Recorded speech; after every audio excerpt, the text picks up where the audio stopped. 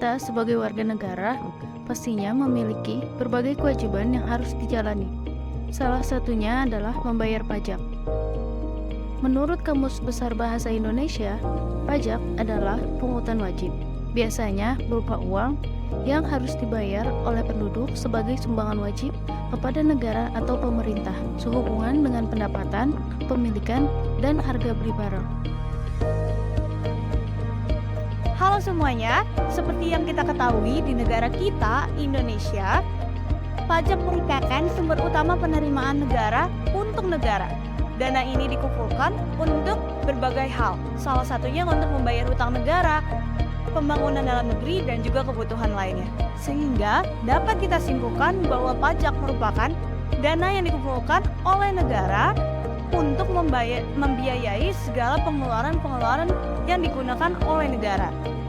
Dalam menentukan apakah penerimaan pajak di negara tersebut dinilai baik atau buruk, digunakan tax ratio sebagai parameter. Kementerian Keuangan mencatat tax ratio alias rasio perpajakan Indonesia mencapai angka 10,4% pada tahun 2022. Sedangkan di negara-negara berkembang, tax ratio mencapai angka 24%. Hal ini membuktikan bahwa masih banyak warga Indonesia yang malas untuk membayar pajak, dikarenakan ketidakpercayaan warga terhadap negara. Karena di Indonesia sendiri, masih banyak kasus-kasus penyalahgunaan uang negara. Di Indonesia sendiri, pajak digunakan di berbagai hal seperti kendaraan, rokok, bahan bakar kendaraan, tempat makan, dan masih banyak lagi. Di negara Indonesia, jumlah perokok berdasarkan survei dari Global Adult Tobacco Survey terdapat 60,3 juta perokok pada tahun 2011 dan naik hingga 69,1 juta pada tahun 2021. Sehingga dapat dikatakan bahwa seharusnya banyak sekali orang yang membayar pajak rokok. Oleh karena itu, kami melakukan beberapa interview kepada beberapa kalangan untuk mengetahui pendapat mereka tentang pajak rokok ini.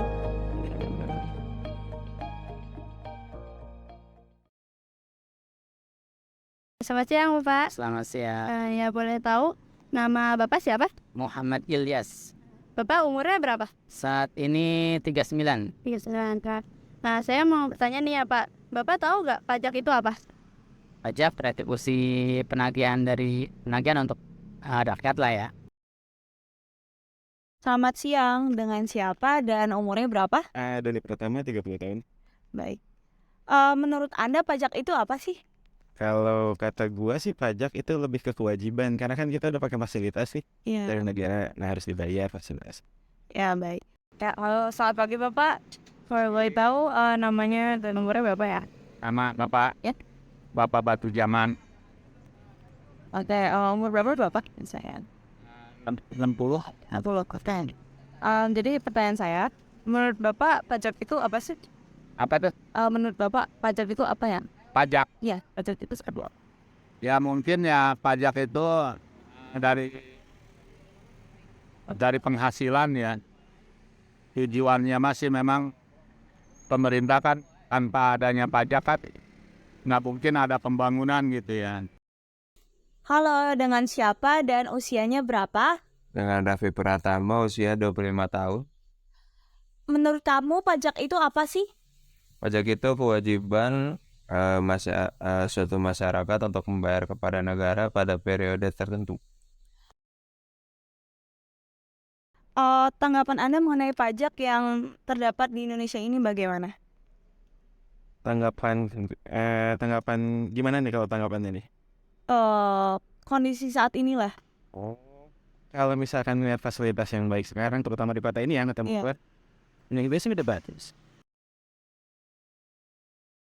Ya, karena memang itu satu keharusan yang memang diwajibkan sama pemerintah ya, mau nggak mau kita ikutin aja gitu. Selama memang itu real dan memang nggak menyimpang ya nggak masalah. Itu aja sih. Pajak itu ya bagi Bapak sendiri mungkin memberatkan ya. Semua pajak kan zaman sekarang pada naik. Mau pajak PBB, rumah, mau kendaraan. Ya contohnya aja Bapak punya angkot tak, itu naiknya berkali-kali lipat. Ya kalau Bapak sih mungkin berpikiran bahwa ini korban dari politik. Contohnya negara kalau nggak menaikkan pajak kan otomatis buat pembangunan mungkin dibilang nggak ada sih nggak mungkin ya. Cuman itulah kenapa negara memerlukan pajak gitu. Jadi untuk menjalankan proses pembangunan. Hanya saja pemerintah itu tidak mempelajari tidak mempelajari keadaan atau kondisi gitu ya. Mungkin kalau tingkatan ke atas sih mungkin no problem ya. Tapi ketika ke tingkat bawah, contohnya seperti Bapak, rekan-rekan yang lain mungkin sama ya keluhannya. Pajak-pajak itu kan semua dinaikkan ya. Dari mulai harga BBM, harga LPG. Itu kadang-kadang pemerintah di situ ya tadi itu kurang mempelajari kondisi di bawah gitu. Ya. Jadi kondisi masyarakat di bawah tuh itulah korbannya. Korban kebijakan gitu kan. Ya contoh-contohnya ibu rumah tangga semua pada naik gitu. Memang tujuan pemerintah kan ditaikkan itu untuk menyedot penghasilan itu, yaitu namanya pajak gitu. Menurut saya kurang efektif untuk pajak di Indonesia ya. Soalnya banyak masyarakat yang mangkir untuk bayar pajak, jadi kurang efektif untuk ininya.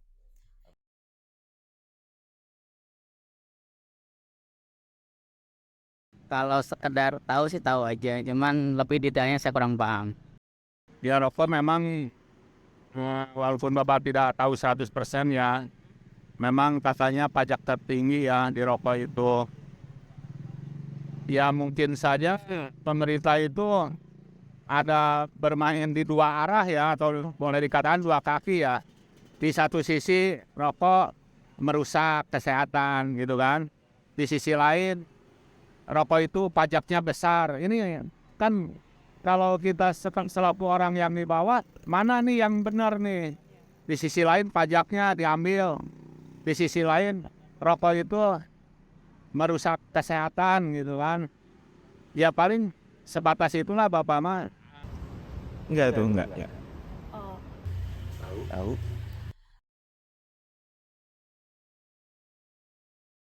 Sekarang ada kabar bahwa volat cukai rokok ini bakal naik Pak pada tahun 2023-2024.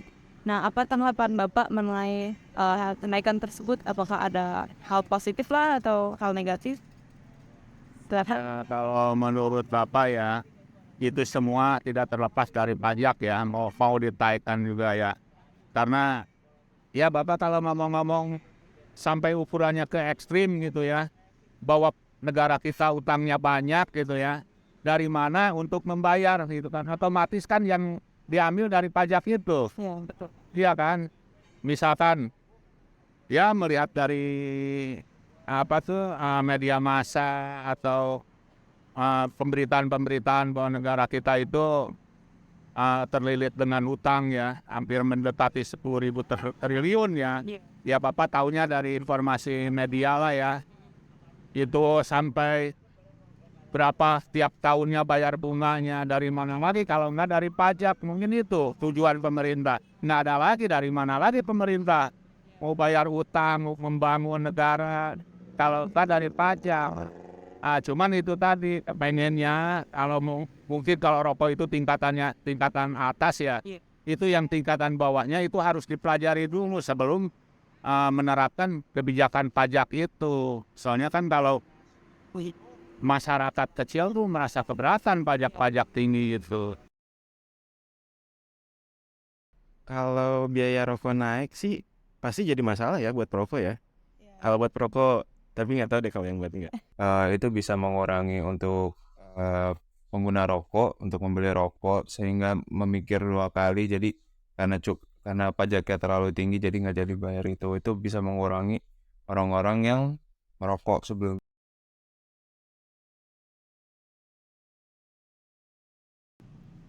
Mungkin kalau misalkan untuk perokok, kalau misalkan dengan naiknya harga untuk pajaknya, pasti kan naik juga kan harga rokoknya.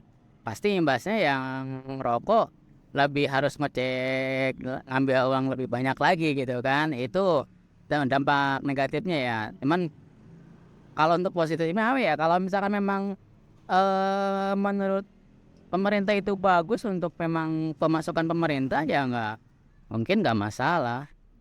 Tapi ya memang harus dipikir ulang lagi sih. Tapi kan memang kita harus berpikir juga, rokok juga kan memang ya barang-barang yang sebenarnya rusak kesehatan ya. Kalau misalkan kita berpikir positif ya, ada bagusnya supaya ngurangin yang rokok juga lah, dampak polusi juga. Paling gitu aja sih. Kalau tujuannya buat ngeberhentiin orang ngerokok ya, kayaknya enggak deh, nggak tepat gitu kalau naikin pajaknya. Karena kan pasti ada produsen-produsen lain yang bikin lebih murah gitu kan. Iya, Tapi kalau positif pasti lebih buat ke negara ya penghasilan. iya, Ya itu. lebih membantu ya. Iya ada gitunya. Ya kalau Bapak sih nggak bisa menghimbau ya, karena ini kan fakta dan kondisi ya.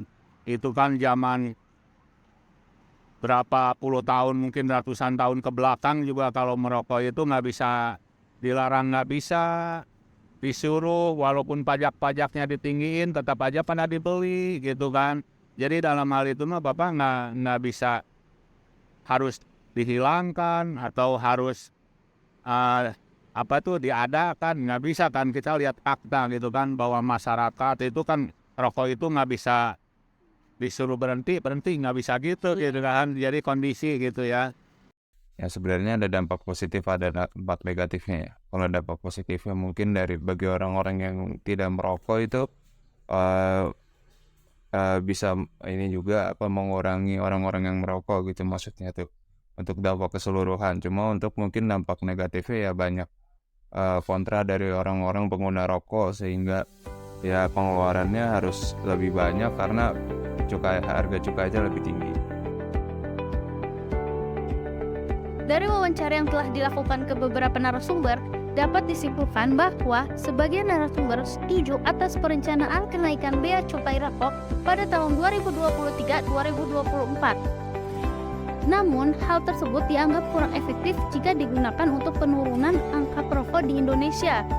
Karena orang yang sudah kecanduan rokok akan tetap membeli rokok meskipun harganya sudah naik. Dan orang yang sudah kecanduan rokok membutuhkan waktu yang tidak sebentar untuk lepas dari rokok. Namun, jika hal tersebut digunakan untuk pembangunan negara, narasumber akan setuju selama pemerintah bersikap transparan terhadap pajak yang telah dibayarkan. Mayoritas masyarakat Indonesia menuai stigma negatif mengenai pajak. Hal ini disebabkan oleh banyaknya kasus terkait penyalahgunaan pajak. Walaupun mayoritas masyarakat memiliki stigma tersebut, para perokok sendiri tidak dapat terhindar dari pembayaran pajak dikarenakan harga produksi rokok yang telah dikenai cukai.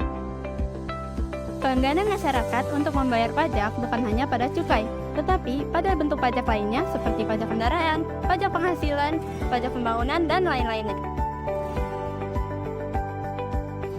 Oleh karena itu, pemerintah harus membangun kepercayaan masyarakat terhadap stigma yang telah beredar di kalangan masyarakat Indonesia, agar masyarakat mau dan ikut serta dalam membayar pajak.